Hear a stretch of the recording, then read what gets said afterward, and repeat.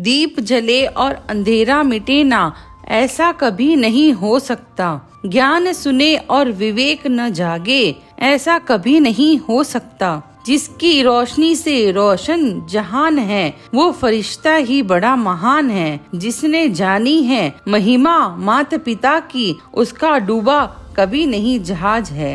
एक अखबार वाला प्रातः काल लगभग 5 बजे जिस समय अखबार देने जाता था, उस समय रमेश बाबू उसको अपने मकान की गैलरी में टहलते हुए मिल जाते थे। प्रतिदिन वह रमेश बाबू के आवास के मुख्य द्वार के सामने चलती साइकिल से निकलते हुए अखबार फेंकता और उनको नमस्ते बाबूजी बोलकर अभिवादन करता हुआ फर्राटे से आगे बढ़ जाता था। क्रमशः समय बीतने के साथ रमेश बाबू के सोकर उठने का समय बदलकर प्रातः 7 बजे हो गया। जब कई दिनों तक रमेश बाबू उस अखबार वाले को प्रातः टहलते नहीं दिखे, तो एक रविवार को प्रातः लगभग 9 बजे वह उनका कुशल क्षेम लेने उनके आवास पर आ गया। तब उसे ज्ञात हुआ कि घर में सब कुशल मंगल है। रमेश बाबू बस यूं ही देर से उठने लगे थे। वह बड़े सविनय भाव से हाथ जोड़कर बोला, बाबूजी एक बात कहूँ। रमेश बाबू ने कहा, बोलो। वह बोला, आप सुबह जल्दी सोकर जगने की इतनी अच्छी आदत को क्यों बदल रहे हैं? आपके लिए ही मैंने सुबह जल्दी विधानसभा मार्ग से अखबार उठाकर और फिर बहुत तेजी से साइकिल चलाकर आप तक अपना पहला अखबार देने आता हूँ। सोचता हूँ कि आप प्रतीक्षा कर रहे होंगे। रमेश बाबू ने विस्मय से पूछा, अरे तुम विधानसभा मार्ग से अखबार लेके आते हो इतनी दूर से? हाँ, सबसे पहला वितरण वहीं से प्रारंभ होता है, उसने उत्तर दिया। तो फिर तुम जगते कितने बजे हो? रमेश बाबू ने पूछा। 2:30 बजे, फिर 3:30 तक वहाँ पहुँच जाता हूँ। फिर रमेश बाबू ने जानना चाहा। फिर लगभग 7 बजे अखबार बांटकर घर वापस आकर सो जाता हूँ। फिर 10 बजे कार्यालय, और अब बच्चों को बड़ा करने के लिए ये सब तो करना ही होता है। रमेश बाबू कुछ पलों तक उसकी ओर देखते रह गए और फिर बोले, ठीक, तुम्हारे बहुमूल्य सुझाव को अवश्य ध्यान में रखूंगा। घटना को लगभग 15 वर्ष बीत गए। एक दिन प्रातः 9 बजे के लगभग वह अखबार वाला रमेश बाबू के आवास पर आकर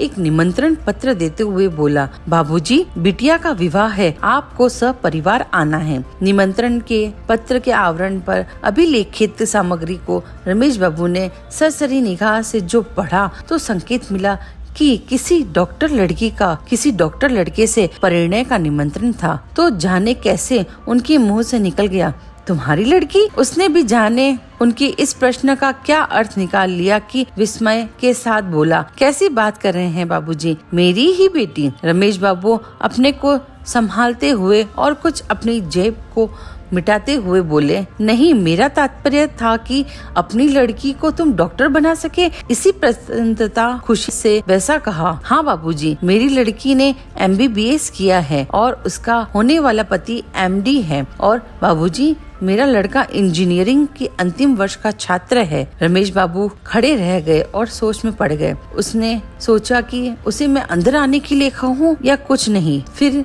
उसने ही बोल दिया, अच्छा बाबूजी, अब मैं चलता हूँ, अभी और भी कई कार्ड बांटने हैं, आप लोग अवश्य आइएगा। रमेश बाबू ने फिर सोचा, आज अचानक अंदर बैठने को कहने का आग्रह मात्र एक छलावा ही होगा, अतः औपचारिक नमस्ते कहकर उन्होंने उसे विदाई दे दी। उस घटना के 2 वर्ष के बाद जब वह पुनः रमेश बाबू के आवास पर आया तो ज्ञात हुआ कि उसका बेटा जर्मनी के किसी नामी कंपनी में कहीं कार्यरत था। खुशी से रमेश बाबू ने उससे प्रश्न कर ही डाला कि आखिर उसने अपनी सीमित आय में रहकर अपने बच्चों को वैसी उच्च शिक्षा कैसे दे डाली। उसने कहना शुरू किया, बाबूजी, इसकी बड़ी लंबी कथा है, फिर भी कुछ आपको बताए देता हूँ। अखबार नौकरी के अतिरिक्त मैं खाली समय में कुछ न कुछ कमा लेता था। साथ ही अपने दैनिक व्यय पर इतना कड़ा अंकुश की भोजन में सब्जी के नाम पर रात में बाजार में बची कुची सब्जी, लौकी, बैंगन और मौसमी सस्ती सब्जियां को ही खरीद कर घर में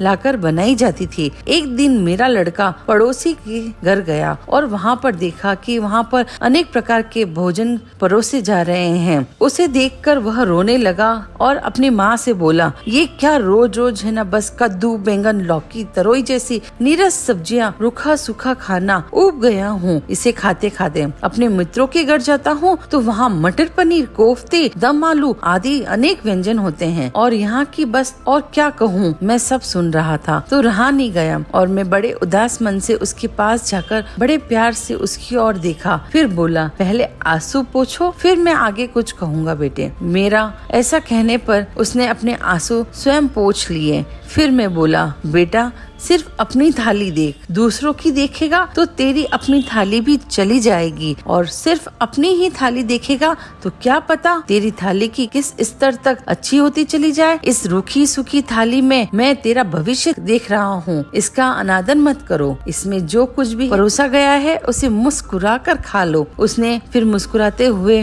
मेरी ओर देखा और जो भी कुछ परोसा गया था खा लिया। उसके बाद से मेरे किसी बच्चे ने मुझसे किसी भी प्रकार की कोई भी मांग नहीं की। बाबूजी, आज का दिन मेरे बच्चों के उसी त्याग और तपस्या का परिणाम है। उसकी बातों को रमेश बाबू बड़ी शांति से सुन रहे थे और बस यही सोचते रहे कि आज के बच्चों की कैसी मानसिकता है कि वे अपने अभिभावक की हैसियत पर दृष्टि डाले बिना उन पर लगातार अपनी उटपटांग मांगों का दबाव डालते रहते हैं। कोई इस दिल का क्या हाल जाने, एक ख्वाहिश हजार तहखाने। शहर से कुछ दूरी पर बसे एक मोहल्ले में रुचिका अपने परिवार के साथ रहती थी।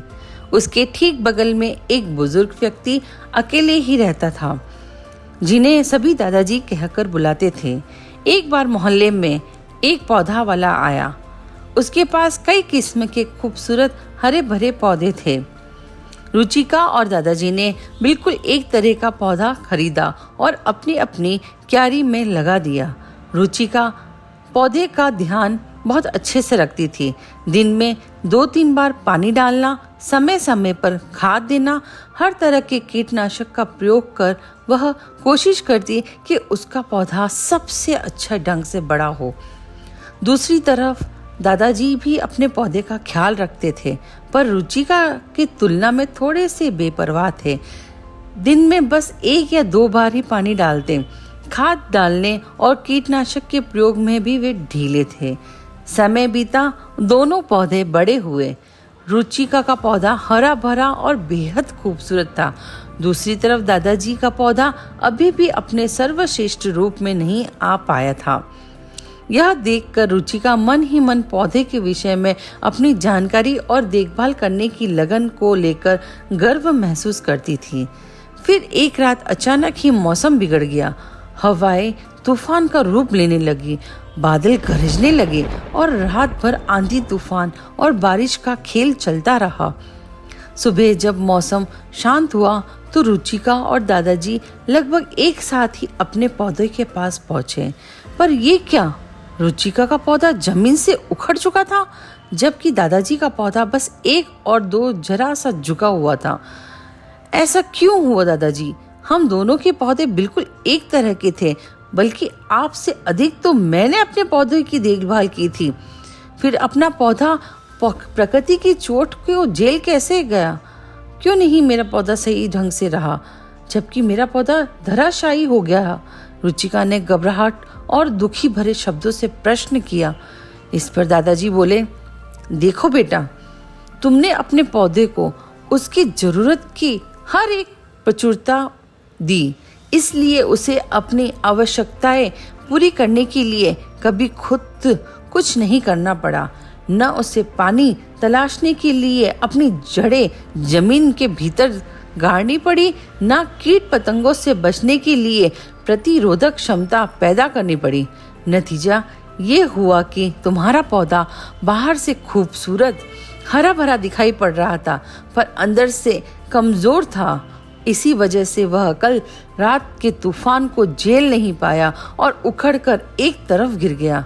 जबकि मैंने अपने पौधे की बस इतनी देखभाल की कि वह जीवित रहे, इसलिए मेरे पौधे ने खुद को जिंदा रखने के लिए जड़ें गहरी जमा ली और अपनी प्रतिरोधक क्षमता को भी विकसित कर और आसानी से प्रकृति के इस प्रहार को झेल गया।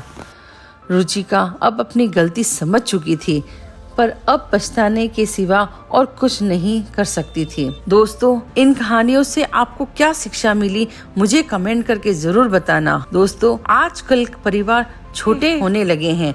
अधिकतर जोड़े 2 या सिर्फ एक ही बच्चा कर रहे हैं। ऐसे में माता पिता अपने बच्चों का रख रखाव करने में उतना ध्यान देते हैं कि बच्चा खुद को करने के लिए कभी संघर्ष नहीं करता है और उनको मौका ही नहीं मिलता बच्चों को कि वह कुछ आगे संघर्ष कर सके। वे भावात्मक और शारीरिक मजबूत बनने की जगह कमजोर बन रहे हैं। बच्चों को पालना और पौधों की देखभाल करने में काफी समानताएं हैं। ऐसा ही छोड़ देने पर बच्चों और प्लांट दोनों बिगड़ जाते हैं और जरूरत से ज्यादा रख रखाव से वे कमजोर हो जाते हैं। इसलिए बतौर अभिभावक जरूरी है कि हम सभी अंतराल के साथ अपने बच्चों को पाले पोसे और सही परवरिश दें, ताकि वे उस पौधे की तरह बने जो मुसीबतों के आने पर गिरे नहीं बल्कि अपने सीना चौड़ा करके उसका सामना करें। धन्यवाद।